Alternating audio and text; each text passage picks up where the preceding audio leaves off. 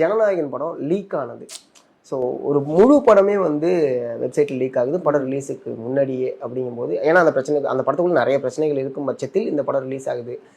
இங்கே Indian artist எல்லாருமே, இண்டஸ்ட்ரியில் இருக்கக்கூடிய எல்லாருமே அதுக்கு சப்போர்ட் பண்ணுறாங்க. ஸ்டாண்ட் வித் ஜனநாயகன் அப்படிங்கிறாங்க. இதை எப்படி பார்க்குறீங்க?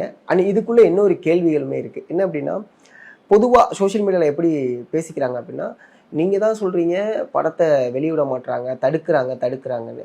இப்போ ரிலீஸ் ஆனதுக்கப்புறம் நீங்கள் தான் சொல்கிறீங்க படத்தை வந்து லீக் பண்ணிட்டாங்கன்னு. எப்படி ரெண்டுமே ஒரு கட்சியோ இல்லை ஒருத்தவங்களோ பண்ண முடியும் அப்படிங்கிற கேள்வி சோஷியல் மீடியாவில் கேட்குறாங்க. இதை நீங்கள் எப்படி பார்க்குறீங்க? ஸோ இந்த வகையில் சதீஷ், நான் ஒரு என்டிஏ மேன், நான் பாஜக ஆளு தான். ஆனால் ஒரு நியாயம் இருக்கு. கற்றோரை காமொருவர் மாதிரி கொஞ்சம் வந்து சரியாக ஒருத்தர் சொன்னால் நம்ம அக்செப்ட் பண்ணணும். இந்த வகையில் நான் விஜய் அண்ட் தாவேக்காவை பேக் பண்ணுறேன். ஏனென்றால் ஒரு படம் எடுக்கிறது 300-400 கோடி. நீ விஜய்க்கு 100-200 கோடி இருந்தால் கூட அது தவிர இன்னும் 200-300 கோடி. நூற்றுக்கணக்கான வந்து கலைஞர்கள் அவங்க எல்லாருடைய அவங்களுடைய வேர்வை அதில் இருக்குது. நிறைய பேருடைய வாழ்வாதாரம் அதில் இருக்குது. ஒவ்வொரு படம் ஒரு ஹிட் ஆச்சுன்னா நம்ம ஒரு இண்டஸ்ட்ரிக்கே ஒரு பூஸ்ட் ஆகும். ஆமாம். ஸோ அந்த படம் வந்து ஆன்லைன் லீக் பண்ணி இது மாதிரி இணையத்தில் போகிறது வந்து நிச்சயமாக பொருளாதாரத்தில் ஓரளவுக்கு நான் ஏன் அப்புறம் சொல்கிறேன், பாதிப்பு ஏற்படும். நீங்கள் பார்த்தீங்கன்னா பேட்டை, மாரி 2, விஸ்வாசம் அது எல்லாமே ஒரு நாள்லேயே இல்லை 2 நாள்லேயே வெளியே வந்துருச்சு. நல்ல காலம் எல்லாம் ஹிட் ஆயிருந்துச்சு. ஆனால் இண்டஸ்ட்ரியில் நான் வந்து 2-3 பெரிய ஆட்கள்கிட்ட பேசினேன். ஒரு வேளை அவ்வளவு சீக்கிரமாக ஓடிடியில் வரலன்னா இன்னும் கூட கொஞ்சம் கலெக்ஷன் ஆயிருக்கும் சார். அது டிஸ்ட்ரிபியூட்டர்ஸ்க்கு, தியேட்டர்ஸ்க்கு, ப்ரொடியூசர்ஸ்க்கு எல்லாருக்கும் அவங்க சொல்கிறாங்க. ஆர்டிஸ்ட்டு, ஜூனியர் ஆர்டிஸ்ட்கெல்லாம் கூட ஒரு சின்ன ஒரு பர்சன்டேஜ் வருமா. ஸோ பலரை வந்து பாதிக்கிறோம். ஸோ எனக்கு வந்து டக்குன்னு பார்த்தோம்னா இணையத்தில் எல்லாரும் சொன்னாங்க, விஜயே ரிலீஸ் பண்ணி விட்டுறாரு. அது எல்லாமே என்ன விஜய் தலை மேலே போடுறது.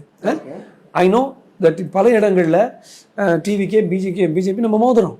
அப்படி இருந்தோம் தப்பு தான், சரி தான். அவரே ரிலீஸ் பண்ணி அவரே இணையத்தில் விட்டுட்டு அவரே ஆர்டிஸ்டுக்கும் அவருக்கும் கேவிஎன் ப்ரொடக்ஷன்ஸுக்கும் லாஸ் வாங்கி பின்ன அவரே ஒரு கிரிமினல் சார்ஜஸ் ஃபைல் பண்ணுறோம்னு சொல்கிறது ஒரு ரொம்ப கான்வல்யூட்டடாக இருக்குது. ரொம்ப இமேஜினரி, அதுவே ஒரு கற்பனை படம் மாதிரி இருக்குது. அவங்க பண்ண மாட்டாங்க. ரெண்டாவது, மக்கள்கிட்ட நான் பல உண்மைகள் சொல்ல போகிறேன். விஜயோடைய உள் வட்டம்குள்ளே நான் பேசினேன். சில நம்ம உளவுத்துறையில் இருக்க ஆட்கள் கிட்ட கூட பேசி I got some insight Delhi கிட்ட கூட பேசினேன். சில இன்சைட் இன்ஃபர்மேஷன் எல்லாருக்கும் சொல்கிறேன். ஒன்று, விஜய் கேம்பை பொறுத்த வரைக்கும் அவங்க கொஞ்சம் கோவமாக இருக்காங்க. அண்ட் இது வந்து நடிப்பெல்லாம் இல்லை, கொஞ்சம் கஷ்டமாக இருக்குது அவங்களுக்கு. என்னடா இது மாதிரி பண்ணிட்டாங்களே நம்மள. முதல் படத்தை வந்து ரிலீஸ் பண்ணாமல் ஜனவரி 9 ஓட்டி இப்போ ஏப்ரல் ஆயிடுச்சு. 3 மாதம் ஆயிடுச்சு. John to Feb, March, April. அதுக்கப்புறம் கூட திருப்பி அவங்க ரிவைஸ் பண்ணி நாங்கள் சப்மிட் பண்ணுறோம்னு சொல்லிட்டு அது ஒரு பக்கம் போயிட்டுருக்கு. எலெக்ஷனுக்கு அப்புறம் எதிர்பார்ப்பு இருக்குது. அந்த டைமில் சும்மா ஒரு சைட்ல இருந்து ஒரு விஜய்க்கு குத்துற மாதிரி படத்தை ரிலீஸ் பண்ணுறது நிச்சயமாக விஜயோடைய கேம்ப் இது பண்ணலேன்னு அந்த உள்வட்டத்துலேருந்து டெஃபினட்டாக தெரியும். நம்பர் 1. நம்பர் 2, உளவும் போலீஸும் அவங்ககிட்ட நான் பேசும்பொழுது ஃபைனல் நேம் நான் அன்கன்ஃபார்ம், அந்த எடிட்டிங் குரூப்பில் இருந்த ஒரு ஆள் வந்து மர்ம நபர்கள்கிட்ட இருந்து 3 கோடி வாங்கியதாக உளவுத்துறையில் பேசப்படுகின்றது. 3 கோடிக்கு ரிலீஸ் பண்ணி விட்டுருக்காரு. 3 கோடி வாங்கிட்டு 3 கோடி வாங்கி அந்த இதை ரிலீஸ் பண்ணியிருக்காரு. ஏன்னா இது வந்து ஒரு சினிமா ப்ரிவியூவில் போட்டு அந்த கேமரா எடுத்து தான் இல்லையா, அந்த ஒரிஜினல் பிரிண்ட் ஹெச்டியில் வந்துருக்கு. அது வந்து நான் கேட்டேன் அந்த போலீஸ்காரர்கிட்ட, எப்படி நீங்கள் சொல்றீங்கன்னா அது வந்து கேமராவில் எடுத்தால் தெரிஞ்சிடும், பக்கா அந்த ஒரிஜினல் ஹெச்டி பிரிண்ட் லேப்டாப்பில் ஷிஃப்ட் பண்ணி போல இருக்குன்னு தகவல் தான். அகைன் ஐ எம் சேயிங், நானும் படித்தவன் தான். எந்த ஒரு இன்ஃபர்மேஷன் நம்ம பப்ளிக்கு போனால் அது வந்து ஹைலி ரெக்கமெண்டட் லைக்லி இன்ஃபர்மேஷன் சொல்கிறேன் தவிர அது இன்னும் கன்ஃபார்ம் ஆகி வரல.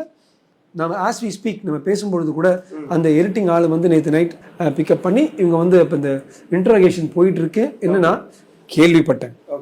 3வது, கேவிஎன் ப்ரொடக்ஷன்ஸ்க்கு பேசிட்டு ஆளுங்கிட்ட கேட்டேன். அவங்க தலை மேலே துண்டு போட்டுட்டு அவங்களும் கஷ்டப்பட்டு இருக்கிறாங்க. ப்ரொடக்ஷன்ஸ் ஹவுஸ் அவங்களும் கஷ்டமாக இருக்கு. அவங்க they want to launch legal and criminal proceeding. So நிச்சயமாக இந்த ரியாக்ஷன்ஸ் எல்லாம் பார்க்கும்பொழுது விஜயோடைய தரப்புல இருந்து, தாவேகா தரப்புல இருந்து, கேவிஎன் ப்ரொடக்ஷன்ஸ் வந்து வேணுமே ஒரு லீக் அப்படி பண்ண மாதிரி இல்லை. இவரே என்னங்க 3 கோடி எடிட்டர்கிட்ட இவரை பண்ணுவாரு, அது மாதிரிலாம் பண்ண மாட்டாரு. அது வேற யாரோ மர்ம நபர்கள் பண்ணியிருக்காங்க.